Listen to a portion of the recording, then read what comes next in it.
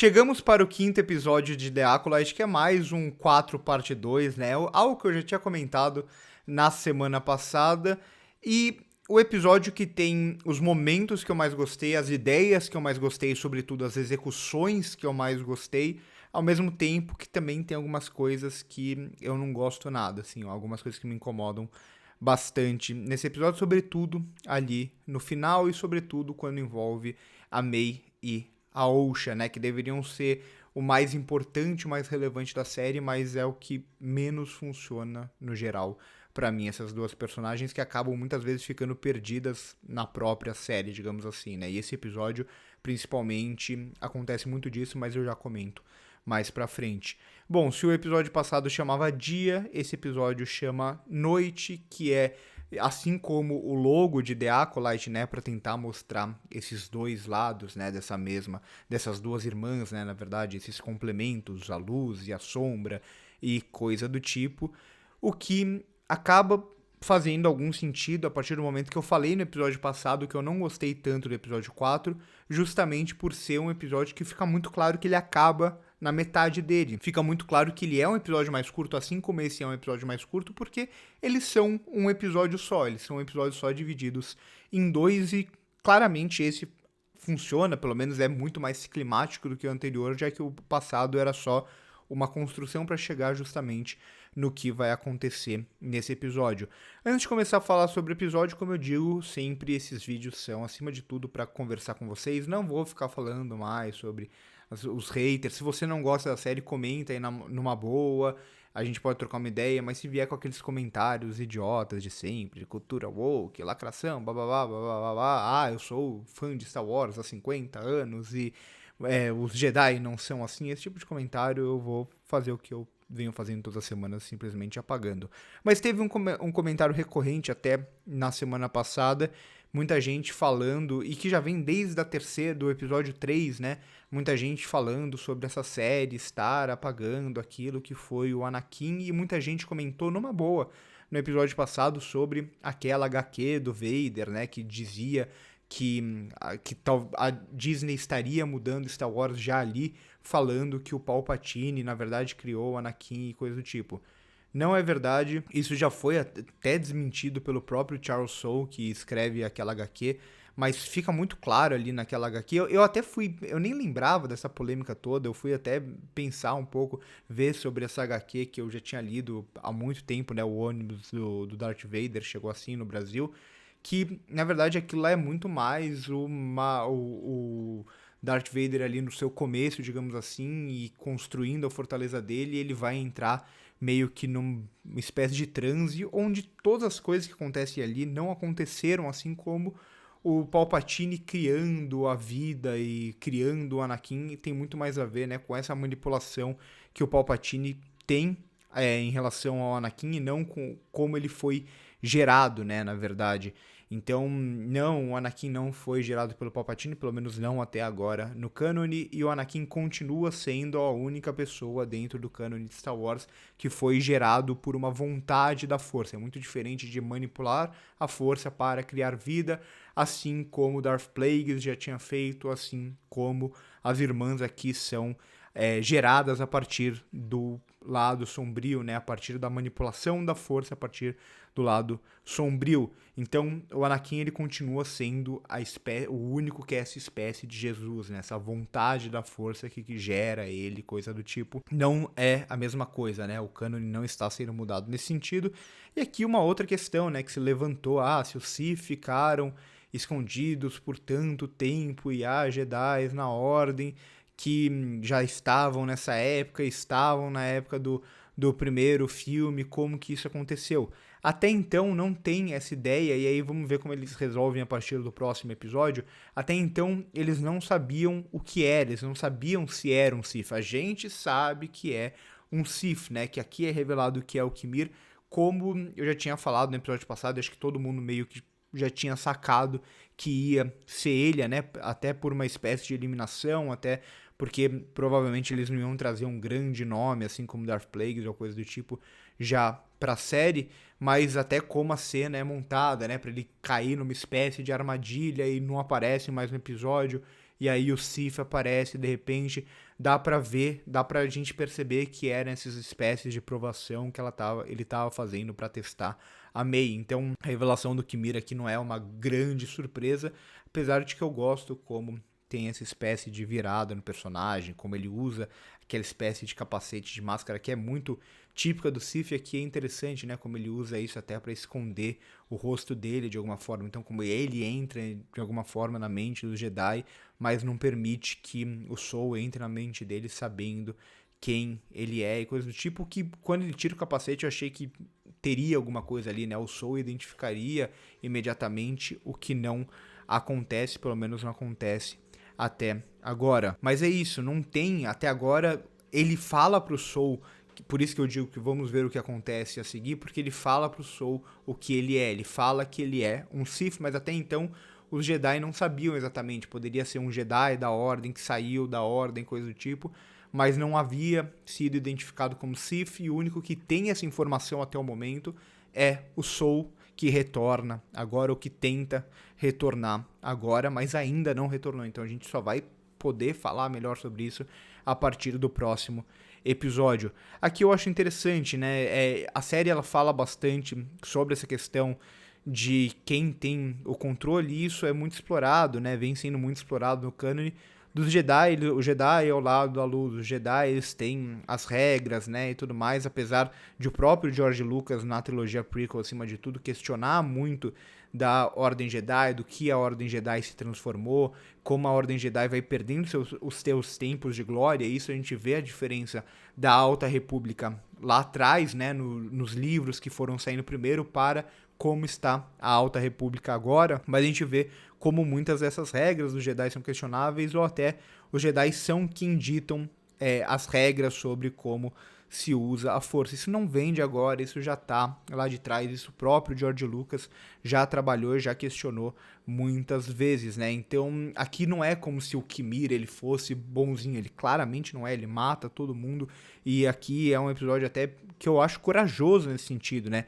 Ele matar a Jack, matar o Yoda, matar personagens que eram relevantes na série até agora, que eu achei que não morreriam, né? Inclusive a Jack, interpretada aqui pela Daphne King, que é uma das atrizes mais conhecidas desse elenco. Então o episódio ele é corajoso, e é uma das coisas que eu mais gosto nele, é justamente de ter essa coragem de tomar essas atitudes. Mas eu gosto do questionamento, né? O questionamento de você manipular a força, as diferentes formas de se manipular a força, como a gente já viu muito em Star Wars, como a gente já viu as Irmãs da Noite, por exemplo, como a gente já viu o Coven de Bruxa, como tem tantas outras ordens e tantas outras formas de dominar a força, de manipular a força pela galáxia. Aqui ele, como o Kimir fala, né, que é a busca por liberdade, a busca por despertar esse lado. Ele é o vilão, né? Não é como se os Jedi fossem os heróis, ele é como se os Jedi fossem vilão e ele fosse herói. Não, é muito pelo contrário aqui, né? Então o Soul, ele ainda tem esse segredo e tudo mais, mas na hora ele tem aquele impulso meio do Mace Windu, pra tentar matar o Palpatine ali, e é freado de alguma forma, mas na hora H ele recua e ele se mantém, né? Ele tem aquele impulso, mas ele recua e mantém o que a Ordem Jedi diz, né? Então não matar um inimigo indefeso e tudo mais. Mas eu gosto desse questionamento de falar que os Jedi são quem determinam, e isso é óbvio, porque os Jedi são quem estão do lado da República, né? Eles acabam virando espécie de generais nas Guerras Clônicas, eles viram generais de guerra justamente porque eles são esse lado da República, e eles têm muito poder. Eles, não é dizer que os Sith, mais uma vez, não é dizer que o lado sombrio tem que ser usado dessa forma, ou usado de todas as formas, usado de forma indiscriminada, mas os Jedi eles são justamente a luz por isso, né? Eles são justamente essa busca de controle por isso, mas ainda assim são eles que fazem essas leis. Então eu acho interessante esse questionamento, e acho interessante como aparece o Kimir aqui nesse episódio, né? Matando geral. E as cenas são muito bem encenadas aqui. Do ponto de vista de encenação de ação, esse episódio ele é muito, muito bom, né? Como a gente vai ver diferentes níveis de ação, diferentes níveis até de como essa ação vai ser filmada, como ela vai ser encenada. Então, primeiro, de uma forma bem distanciada, a partir de um ponto de vista ali da Osha, então a gente vê ele lutando contra os Jedi, a gente vê isso bem de longe, mas ele fazendo algumas coisas bem poderosas, né? Então, até como os detalhes são trazidos aqui em meio a essa ação, por exemplo, dele matando 2 Jedi ao mesmo tempo, né? Usando o sabre para enfiar em um e puxando o outro pro sabre dele, coisa do tipo. Então, esses detalhes são muito bem colocados, né? E ao mesmo tempo essa encenação ela vai mudando de alguma forma a partir do momento que a gente vai tendo outros personagens entrando em cena. Então, quando deixam de ser apenas aqueles Jedi genéricos morrendo, a gente vê como essa encenação vai mudando, ela vai se tornando mais aproximada, mas ela nunca perde também, ou quando eles estão sem o sabre de luz, como essa luta vai ser encenada também de outra forma, ainda que todas elas de uma forma bastante brutal, mas quando a gente tem aproximação mais desses personagens, a gente tem cortes para ver os rostos, mas ainda assim uma encenação que mantém muito dos movimentos, né? Então, do ponto de vista de ação, é muito, muito bem encenada mesmo.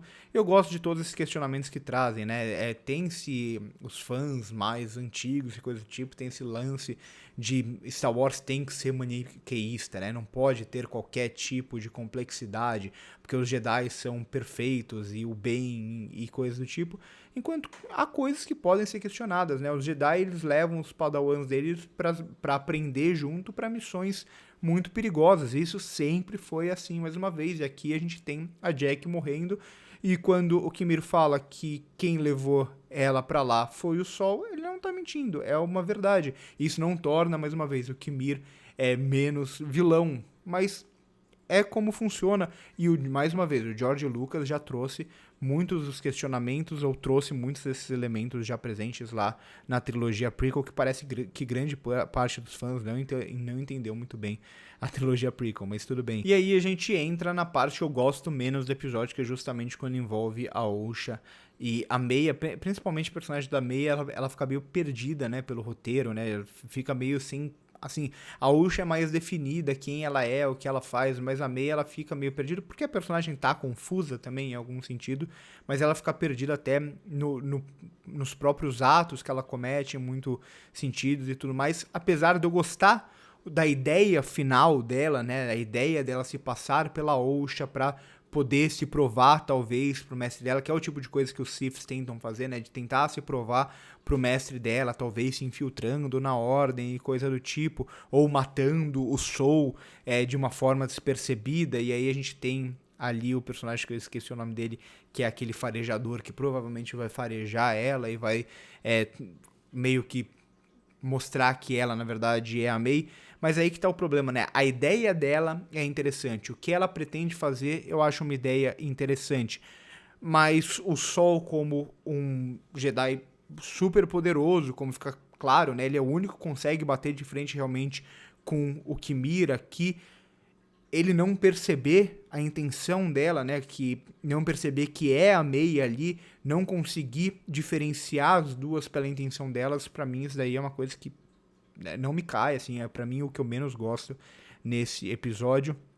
E acho que aqui fica bem evidente, né, que como o episódio se desenha, como essas ações se desenham, como ele realmente não percebeu que era ela ali e vai precisar do outro personagem farejando ela pra mostrar que é ela. Então, assim, isso não me cai, isso é o tipo de conveniência, né, de trapaça de roteiro que aí já não consigo comprar. Se ela fosse muito, extremamente poderosa a ponto de conseguir esconder as intenções dela e coisa do tipo, beleza, mas não é o caso aqui, né? Já ficou muito claro que a Mei, ela não é tão poderosa assim, né? Ela toma um pau, por exemplo, da Jack nesse episódio e ela só consegue se desvencilhar ali da Jack se usando de práticas e artifícios, né? De trapaças, mas, assim, em questão da força mesmo, ela não é tão poderosa assim. Isso eles já tinham comentado também no episódio passado. Ela é treinada, ela tem algum domínio, mas ela não teria um domínio suficiente pelo que a série apresentou até agora para conseguir se desvencilhar disso, né? Para o Sol não perceber que era ela ou para confundir ela com a Osha. Isso para mim já não me cai tão bem, assim como eu não gosto muito da própria luta das duas, né? Tudo bem, é quando o episódio ele vai buscar uma encenação diferente, a partir do momento que vai colocar as duas personagens em tela, a partir do momento que vai filmar muito mais o rosto dessas personagens, já que elas são as protagonistas da série e tudo mais, e isso não permite que a gente veja tanto da encenação, mas a lutinha das duas, assim, é muito fraco, né? Como ela usa a força pra derrubar a Osha, é tudo meio mal encenado, assim, é a parte que eu menos gosto pra um episódio que a ação em si é tão bem encenada como eu tô falando aqui pra vocês. Eu acho que esse momento é bem caidinho. Então, acho que há questionamentos que a gente pode trazer, há questionamentos do próprio cenário, né? Aqui eu acho que é melhor do que o episódio passado. O episódio passado eu não compro tão bem.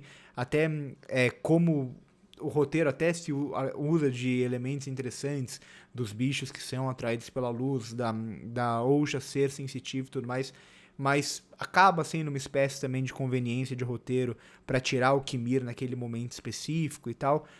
Mas, no geral, o que me incomoda mesmo é as duas personagens que deveriam ser as personagens centrais, é o que menos funciona pra mim na série. É o que mais se tem dificuldade até de encenar elas, né? E a Amanda Stenberg é uma atriz muito boa, né? Então, e a atuação dela que pra mim também não funciona, e aí já é um quesito de direção. A gente tem aqui uma direção muito boa em ação, mas não tanto, enquanto vai evoluir esses elementos emocionais da personagem, coisa do tipo. E, sobretudo, o que envolve, né, ela tentando se infiltrar ali.